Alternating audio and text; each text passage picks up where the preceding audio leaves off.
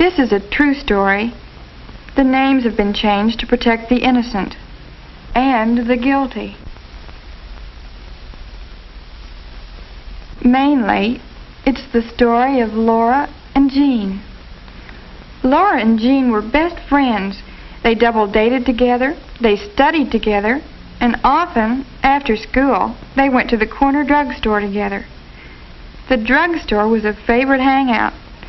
Some of the kids drank Cokes, others read magazines, and they all talked. Talking's lots of fun, except sometimes when you talk about people. That's when the trouble starts.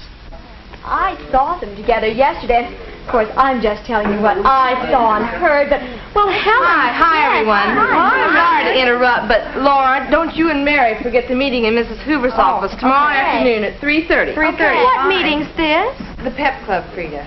We've got to nominate people for next year's officers. Who's going to be up for president?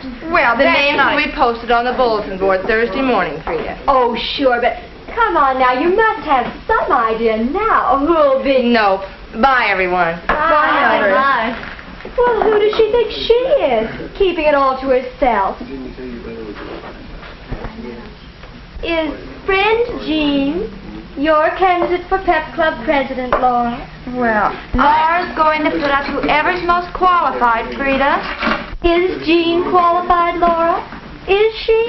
You'll find out Thursday, along with the rest of us. Well, wish I had a friend on the nominating committee. You have me, Frida. Well, like I was saying, I saw them together yesterday. Well, Tom said that really there wasn't anything. Laura. Laura, I've been thinking, maybe for the next few days, while you're working on the nominating committee, well, maybe we shouldn't see each other quite so much. are you afraid of what Frida Thompson will say? Well, sometimes people like Frida Thompson can make a lot of people believe what she says. Oh, Jean, don't be silly. Why, no one would dare say that you didn't deserve to be nominated for president. Why, you've worked harder than anyone in the club, and you're dependable, and you make good grades, and... And you're just about the best friend a girl ever had. But, well, let's not give Frida a chance to do any talking. All right, but I sure hate to have to worry about what people will say. So do I. But you have to sometimes, I guess.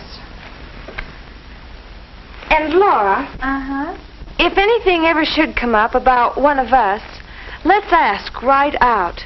Get the facts. No jumping to conclusions. Okay, but I'd never jump to conclusions about you. After all, you're my best friend. I know. But sometimes people like Frida Thompson can cause an awful lot of trouble between two good friends like us. Now, do we all understand Mrs. Hoover's instructions? We each have a candidate to check on.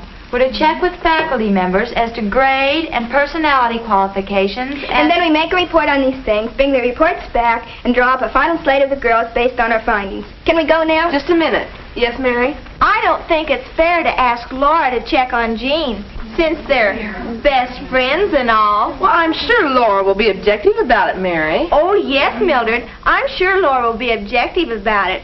As objective as she can be. Well, how could she help it? We all know pretty well what Jean's qualifications will be. Well, sure. I'm just saying I think it'll look funny for Laura to check on her best friend. Are you saying that, or is Frida Thompson saying it? What do you mean? Okay, hold it. The assignments have been made, and that's that. Now, there's one more thing on Mrs. Hoover's instructions. Then can we go? Yes, then you can go. Here it is. Remember, girls, we have to do a lot of talking about people in this office. Because of this fact, everything talked about in this office must stay in this office. Okay? Sure. That's it for now.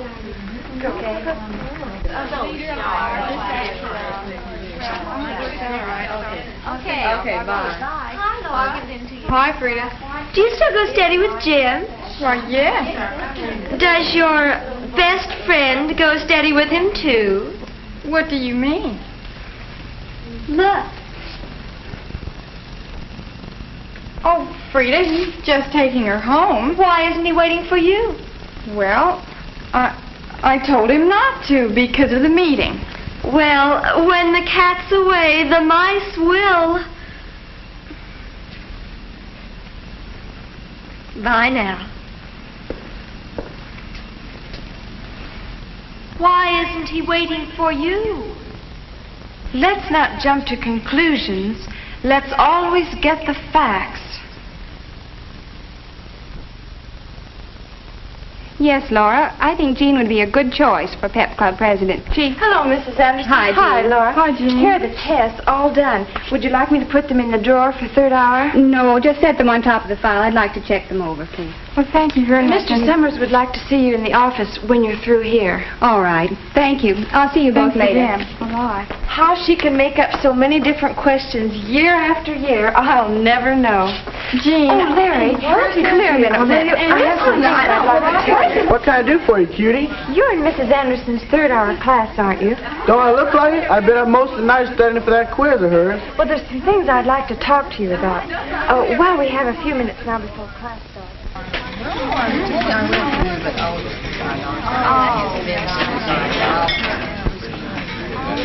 Mrs. Anderson handed back our test papers this morning. Our boy Larry here got an A. So what?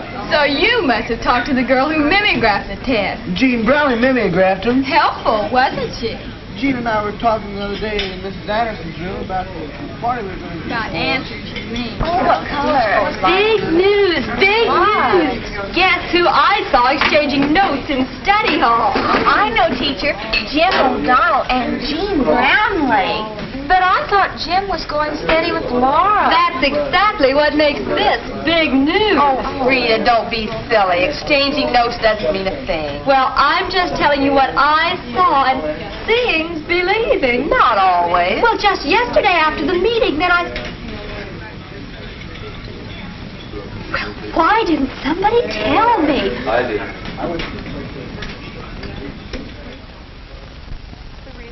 I think that Jean Brownlee doesn't deserve to be nominated for president. Well, Laura, you're Jean's best friend, and you wouldn't be bringing in just plain gossip about her. But somehow it just doesn't seem like Jean did help people cheat on a quiz. Oh, I don't know. She makes pretty high grades for someone who has so many outside activities. She's smart, that's why. Sure, she's smart, but she's also human. Besides, this thing's all over school now. Is that true? Have the rest of you heard about this? Yes. Rita Thompson saw Jean carrying test papers into Miss Anderson's room. Oh, well, What do you mean by, oh, well? just that sometimes Frida sees more than there is to see. Jean's best friend saw her with the test papers, too. Didn't you, Laura? Yes. Larry Smith wasn't the only poor student to make an A on that test. There was Gene Miller and Frank Horton. All right. This is getting a little messy. We probably ought to talk to Mrs. Hoover about it. Why can't we take care of it? Look, Mildred, we all like Jean. But let's admit it, this thing's all over school. If we put Jean's name on the slate now, every girl in the pep club would be screaming about it. you know they would. I agree. And I move we drop Jean Brownlee's name from the slate. How about Cynthia Smith? Cynthia. All right. You win. We'll put Cynthia's name on the ballot and scratch Jean's off. But don't forget what Mrs. Hoover said. Everything that's said in this office stays in this office. Now, Jean will probably feel real bad that she's not on the ballot anyway, so let's not make it any worse. All right, now about the other officers. Let's go to class,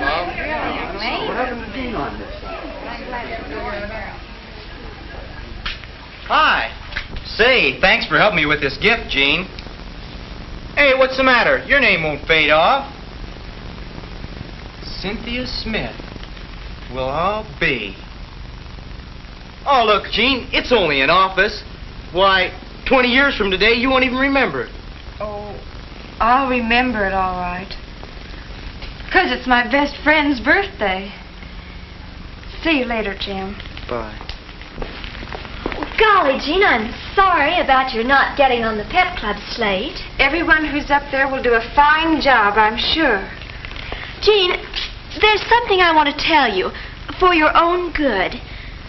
Now, I can't tell you who told me, but, well, I know why you didn't get on the pep club ballot. You see, when Laura came into the meeting the other day, it came up about that cheating on the test in Miss Anderson's room. And, well, you mimeographed the test, and Laura saw you talking to Larry Smith that afternoon. I don't understand. It's not true. None of it's true. Laura, you know I wouldn't do a thing like that. Why didn't you come and ask me about it? We weren't supposed to talk about it outside the meeting. You weren't. I don't understand. I thought we were always going to get the facts before we jumped to conclusions.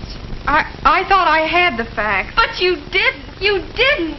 Jean, you're making it worse than it really is. No, I'm not. It's a big lie. You can live it down. Why? Why do I have to live it down? Why do I have to live down a big lie? Laura, who started it? Tell me, who started it? I can't. Why?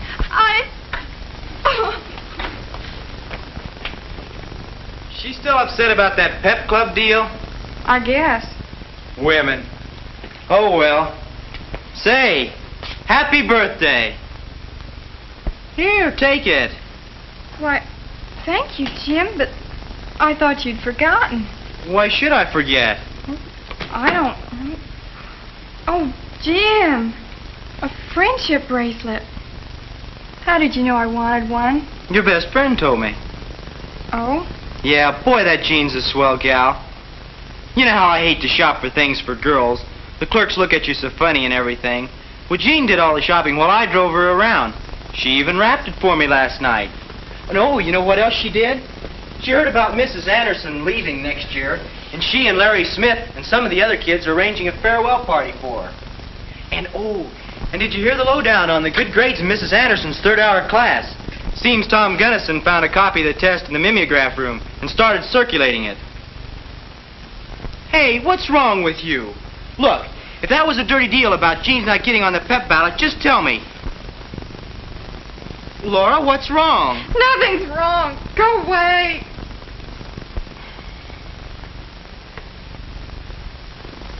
No, nothing was wrong, except that everything was wrong.